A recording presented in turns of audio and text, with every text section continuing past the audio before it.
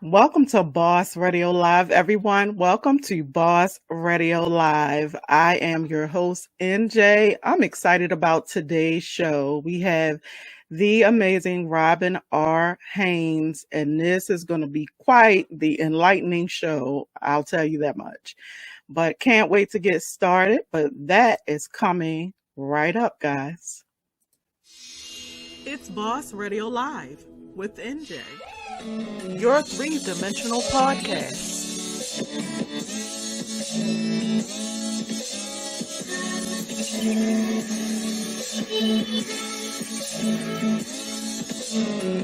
Baltimore, Maryland. I love my city. Wow. You have to have balance.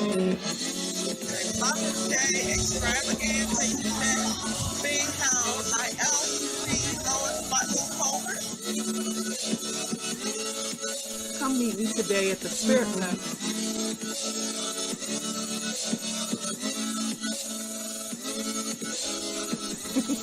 I want to hear what you have to say.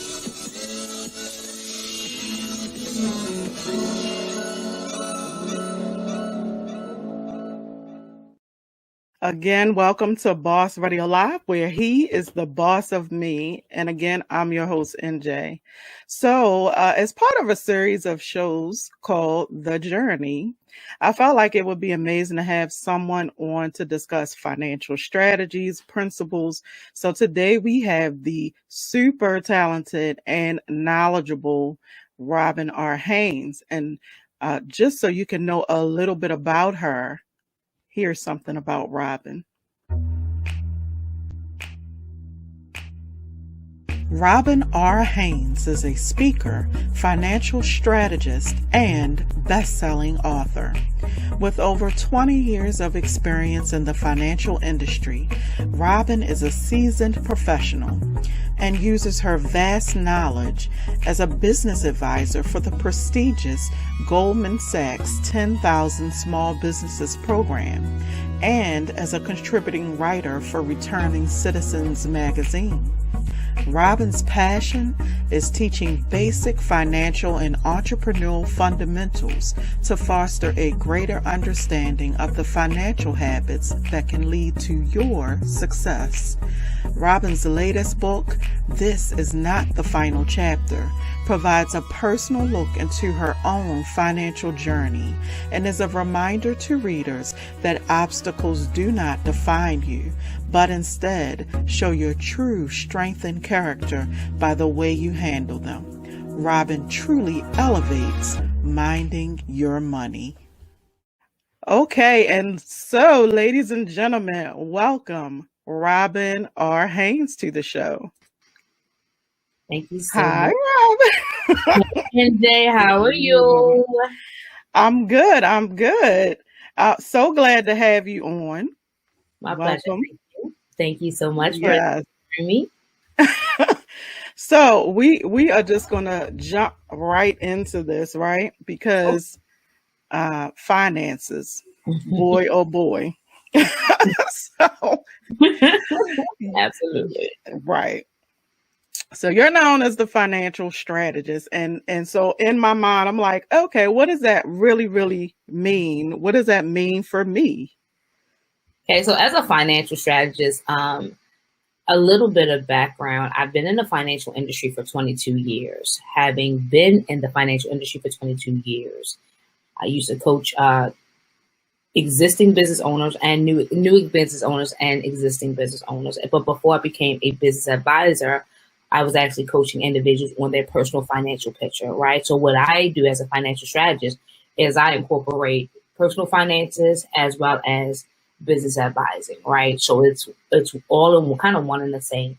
As a financial strategist, I have the ability to coach both individuals with their personal financial picture and then businesses with their personal financial business. Mhm. And then when it talks about business advising, we go beyond the financial picture, the apps and processes, the marketing piece. So that's the business advising piece of it. But the financial strategist part of it will allow me to dig a little deeper into that individual's personal financial picture as well as that business financial picture.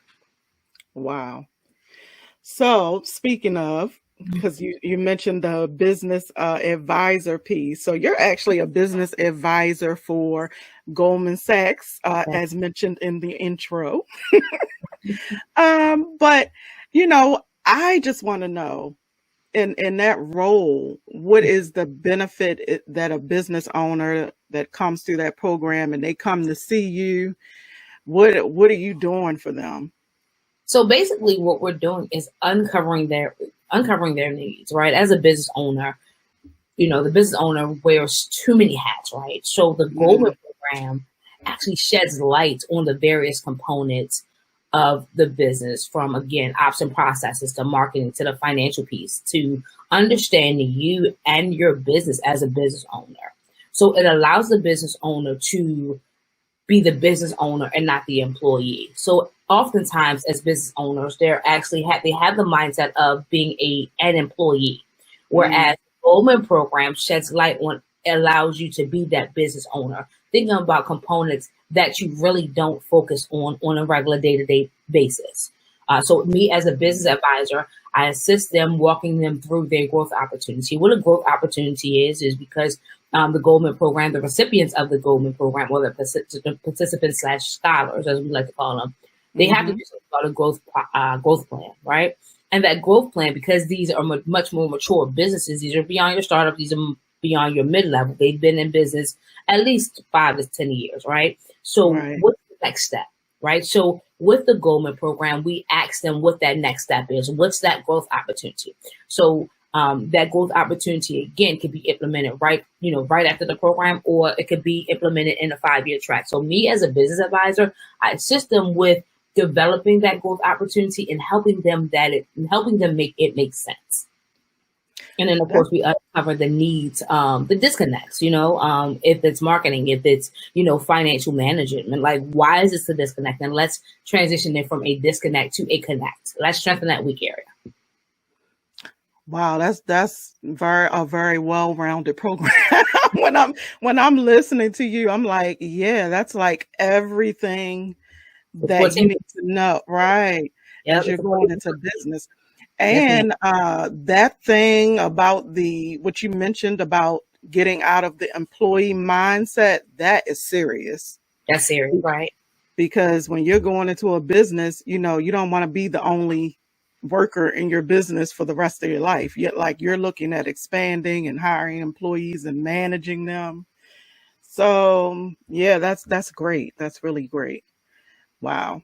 So your first book is geared more towards the financial fundamentals, right? Mm-hmm. And so I know there are some fundamentals, like you were talking about, business wise, but then personal as well, because the book talks about like everyday life. So like, just pulling from the book, don't give away too much, because we want people to go get your book after hearing you, right? But just pulling from the book, sure. Can we talk about like the biggest downfall that you see financially? Again, having been in the financial industry for, 2 decades and some change, what I find still in 2021 is that people, number one, live beyond their means. And number two, they don't have a pulse on their financial picture. Right. So we try to keep up with the Joneses, and, social media can be a blessing and a curse. And I say because social media presents a beautiful picture of everybody living lavish, everybody, they don't have any troubles, they're just going through life happy, and I got all the money in the world. So then the common person who does not have it like that, they try to get it like that. But, social media, again, presents a facade, so again, people live beyond their means, and I see it day to day. Again, especially in 2021, let's just take the pandemic, and it's unfortunate that a lot of people unfortunately lost their jobs, lost employment. But, the stimulus rolled out. I think it was 2 rounds that rolled out, and then unemployment. So my son and I, who's 23, he's about to be 24 in a couple of weeks. He said, nobody, hardly, those individuals who were getting a stimulus, those individuals who were getting unemployment, didn't prepare. Now the unemployment, the the unemployment is about to stop. You know what I mean? Mhm. They're trying to like, oh my God, don't stop the employment. But what were you doing for the last year and a half? Like, I'm sorry, I'm not sorry, right? And because you listen, and again, we're going to talk about the second project in a few minutes, but Mhm. you know, just planning for tomorrow. You know, you don't go get crabs, don't have parties. Mhm. You know, let's pay those bills. You know, let's stock our freezers in our cabinets with food, so that once the stimulus dries up, we are at least we have food in the house. At least our bills are paid up. But we don't think like that. And it's just the educational piece. So again, like I said, just keeping up with the Joneses, trying to anything, and not not preparing financially. You find yourself, here we are, mid-year 2021 with about 5 months to go. No, 5 months. Yeah, 5 months to go, and we're talking about what was me and what were you doing last year this time? Instead of having cookouts, you should have been paying your bills.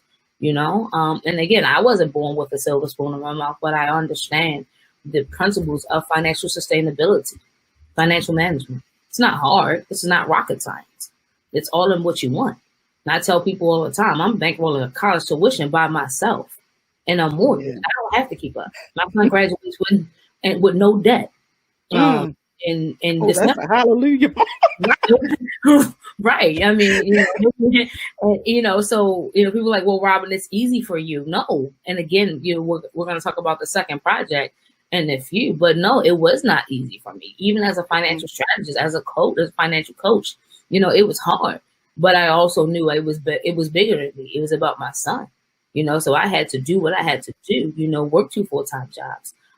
Just so that we can, number one, we would not be on the other the side of the financial coin, which is not good. And I set a goal, for him not to graduate student loan debt. So thank God that goal has been accomplished. Yes, that's amazing, especially in this day and age. A lot of people are not willing to do that, or somehow. and I look, I'm not judging. So anybody listening in, I am not judging, but this Absolutely is just honesty, right? And I got to the point where my son, it was time for him to go to college, and I hadn't, planned. Neither had I, right? Honestly, and then neither had I, and his freshman year. I was coming off of a divorce. His freshman year, I could barely get toilet paper from the dollar store. Hear me out. I could barely get toilet paper from the dollar store. I felt inadequate as a parent his freshman year, simply because I couldn't get those things that he needed or wanted. His freshman year, he's supposed to have a tripped out dorm room, but I couldn't, I felt inadequate, so it happens to the best of us. And again, I tell my clients and my audiences all the time, I'm not judging jury. Right. My goal is to simply assist in helping you strengthen up your financial picture, whatever that looks like. Let's take off the mask. Let's pull the covers back, and let's get into the root of the problem. If you have a spending problem, let's understand why. Let's implement some strategies to transition that problem. Look, it's like church. It's tight, but it's right. Here's the thing, Jalen, and I say this and I stand in this. When you're talking about financial management and financial sustainability, especially in the African American community, there's a misnomer. Oh, I don't want to talk about that because my picture is shot. I don't want to talk about that because I have poor credit. Okay, why are you walking around with an unhealthy financial picture, but you're walking around with $600 worth of hair in your hair? You don't have $600 in the bank. Why are you driving that BMW and you don't have $2,000 stored? Whoo, child. I mean, I'm sorry, anybody who knows me knows that I come raw and real. I cannot shit, especially within our communities. I'm tired. It's 2021 and we are still not knowing. Get off of social media. Do your homework. Yes. There are free programs that will assist you with better understanding your financial picture. I just resigned from a nonprofit, Operation Hope, which is a global nonprofit that focuses on financial education and financial sustainability. That program is free. They have small business entrepreneurship, credit, money management, and first time home buyer. And they have about 3 or 4 coaches in the Baltimore market. Again, that program is free. Yeah. And that's amazing. And actually, I'm going to put that information in the post for the show, so that they can have that information, because that's important. Like, we don't have to pay big time financial, advisors or planners. We don't have that kind of money, half of us anyway, right? So, yeah, get the knowledge where you can. You guys, you look this book up. I'm going to put the information in the post as well, so that you can get this book. And this is really great because it is looking at, like you said, fundamentals. Nothing heavy. This is just basic stuff that we definitely should know and definitely should be doing, right? So yeah, that's important. And then the second, because you kept alluding to the second book, right? So the second book is really, so this journey series is looking at how people have come out of situations, how they move through some things, how they've, if you want to say, overcome, whatever. So let's talk about that. So the second book is more of a personal look into your life. And I love that it's called Not the Final Chapter, right? The final chapter. I love that. Because, people think if they have trouble with their finances, I almost feel like they give up. Mm-hmm. They give up and they just figure they have to stay where they're at. But that's something that you had personal experience with. So can you just, tell us a little bit about that, a little bit about your story that's in this particular book? So this is not the final chapter, again, as you said, NJ. Unlike my first project, The Fundamentals of Finances, the second project is near and dear to me because it tells my story. Went through a divorce, had no money, even as a financial coach, a financial strategist. My first project came out in 2013. I graduated from undergrad in 2012. And I just knew I was going to hit Amazon's, bestsellers list. And I was going to, after the first project dropped. But after the launch of the first book, I went through financial turmoil. Not only that, I, was on the brink of getting the brink of separation / divorce. And I had no money, right? So here I am with a kid in high school, senior year of high school, and I found myself, having no money, and thank God for my family who, assisted me financially. People always ask me, well, Robin, how did you go through that as a financial coach? Weren't you managing your money? And my answer is simple. When life hits. I don't care how many titles you have, how many degrees you have. When life hits, right? And that was a teachable moment. I promise you it was. So, again, I just said that, a few minutes ago, my son's freshman year, I could barely get toilet paper from the dollar store. Again, the dollar store, that's $1, right? Everything in the dollar store is $1. But I could not get toilet paper from the dollar store.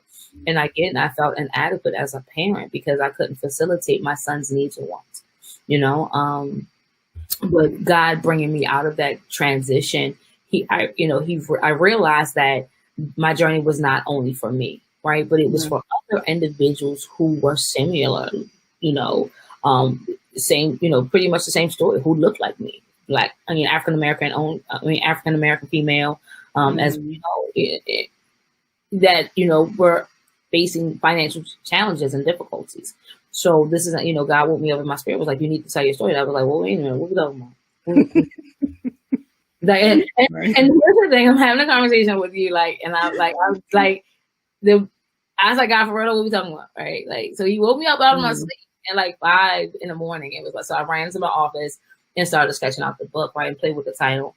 And one of my colleagues hey, this should be the title of the book. So that was it. That was the journey, right? It tells a story from 2013 up until 2019. So 2016, I started with Operation Hope. And then 2017, I started with Goldman Sachs. So I was running 2 full-time jobs simultaneously. So keep in mind, I had to apply for public assistance, i.e. food stamps, because my son and I had no food in the house. And every time it rained, I had to, put a bucket under the, my son and I laugh about this now. I had to put a bucket under the little spot that it leaked, and every time I got into my old Jeep Patriot, I prayed that nothing like would happen because I had no money. Right. That's how it is. Whole 100% with you. You know what I mean? Right. How are you so successful? I was like, yeah, yesterday. Exactly. We had 4 hot dogs. I had 2. My son had 2. We had a couple Kool-Aid and we had some chips. I know that's right. I'm gonna keep it 100 with you, right? Because here's the thing, NJ. Like so often, people forget where they come from, and I tell this and I stand in this. My yesterday keeps me on the ground. My yesterday keeps me humble. My yesterday, I can't forget my yesterday. No matter how, and I told my pastor this a couple of weeks ago, no matter how successful I become, or no matter how successful I am, I have to remember yesterday because yesterday keeps me on the ground. Wow. And that is an amazing testimony. Yeah.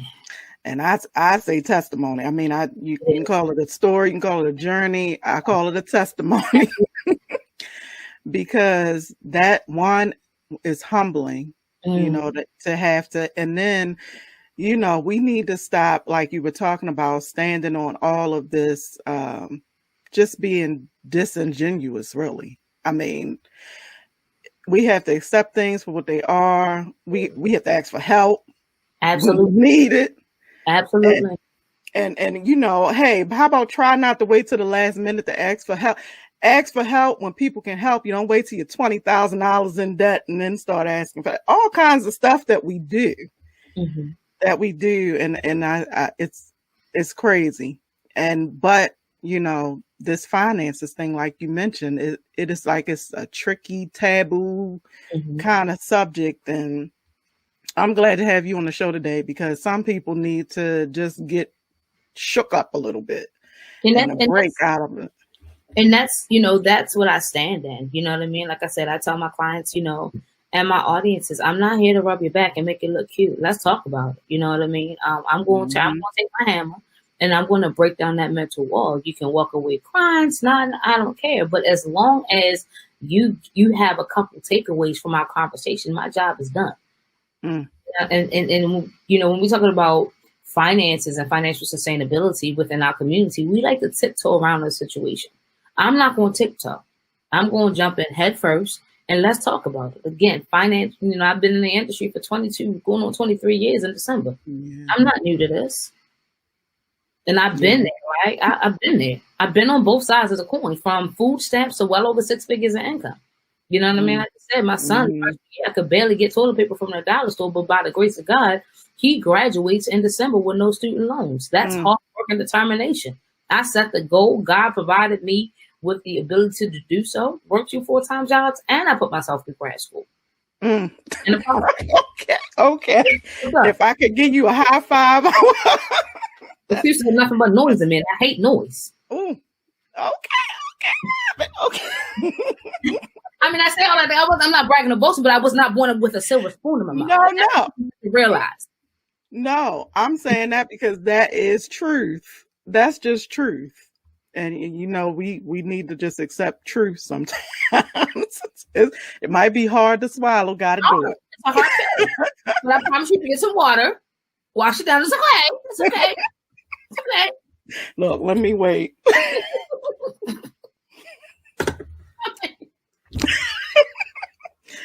Take me a drink on that. Okay. All right. Look, it's you getting in my spirit too. I'm over here convicted. I'm like, okay. I'm gonna get it together. Thank you, Robin. So I want to look at 3 things. Okay. I want to say I might be asking too much. No. You tell me if I am. 3 things that you want our audience to just walk away. We talked about a whole lot of stuff today, right? Yeah. And it's a hard pill to swallow, and that's all good. But 3 things you want them to walk away with right now. And number one, own who you are, right? Stand in your truth. Number two, put your blinders on. You can't look left, you can't look right. Don't care what your neighbor's doing. And number two, set goals. And once you set those goals, put a timestamp on those goals. And putting a timestamp on them will give you a sense of accountability.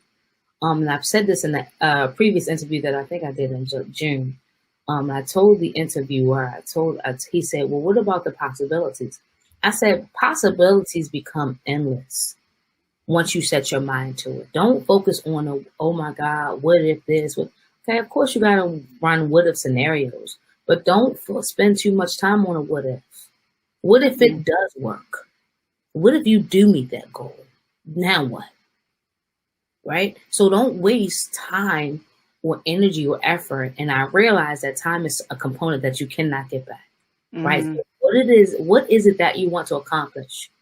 And then once you do that, when do I want to accomplish it by? And what do I need? What tools, what strategies do I need to accomplish that goal? And don't hesitate. Don't make it hard. It's not hard. Look, you guys better get some goals, some action steps, because that's the thing right there, the action steps. And I guess the biggest thing really is honestly just to keep going, because I did your book by audio book. Oh, thank you. And as I was listening, I was getting nuggets left and right, but one of the biggest things that struck me was just your perseverance. You didn't care what hit you, because several things did. You had some disappointment going on, finances, relationships. So, I mean, it was all, I'm like, Lord have mercy. Yeah. But yet you just kept plowing forward. And you are just an amazing example to me of just staying in the journey. You have to stay in the course, right? You have to know how hard it gets. And people often say, well, Robin, it's easy for you to say that because you're so successful. I'm like, sweetheart, you don't understand what yesterday looked like. I had praying grandmothers, thank God for my mom, my dad, my siblings, and my son, who pushed me, who assisted in pushing me. I can't give up, because I have a son, he's looking at me. You know what I mean? And he tells me day in and day out, you are the real MVP. Like, I graduate in December with no student loans. Not many of our kids can say that. It's because of you. It's because of you I'm able to do that. So perseverance, not giving up. And there are many times, NJ, that I wanted to give up. I promise you, but the Holy Spirit said, if you stay in the race, stay the course. And let us not grow weary while doing good, because in due season you shall reap the harvest. Yes. Stand in that. And God speaks to my spirit day in and day out. It's harvest time. Like I said, I just resigned from Operation Hope in April. And I said, well, God, what about this? He said, oh, you questioning me? I said, God, you're right. I'm going to go ahead and say that, because I know what you have done and I know what you are capable of doing. So that being said, perseverance is, not giving up on yourself.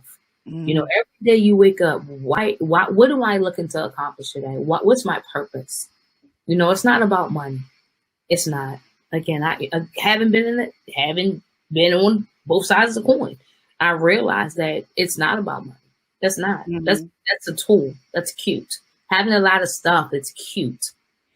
But don't allow your financial picture or the stuff, quote, air quotes, to define who you are. What's your purpose? So what, you drive a BMW? So what? So what, you got a $500,000 house? But are you whole inside? Can you answer that? Take away all the stuff. Take up all the money, the trips. That's cute. But who are you inside? Wow. Okay.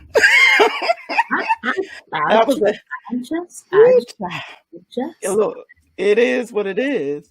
I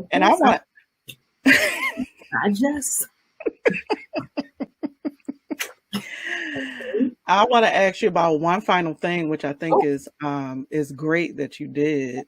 You actually did a journal with this book. I guess, why did you feel that was important for people to have that journal? Writing honestly, NJ, assisted me, right? And I to this day I still journal. And so often as women, we like to keep stuff inside our head and we want to be the hero, right? So the purpose of the journal was to allow the audience, the readers, to brain dump. What are you looking to accomplish? Write it down and put some timestamps on it. What are you looking to accomplish spiritually, mentally, physically, and financially? Even if it's no more than saving $500 by the end of this year, that's a goal. What steps are you going to take to execute that goal? You know, what is it that I'm trying to accomplish emotionally, spiritually?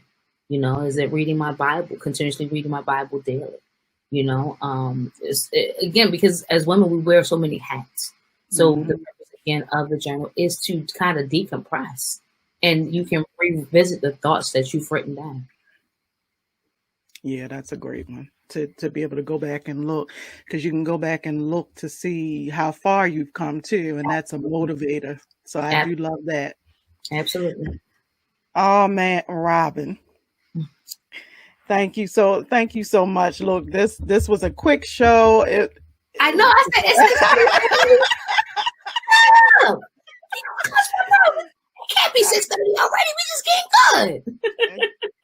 You know, but you dropped so much in this 30 minutes. So that I appreciate, because honestly, when you know, people, whether they're listening to a live replay, whatever, when they're listening to this, I hope that they are taking everything that you're saying, because you dropped a lot.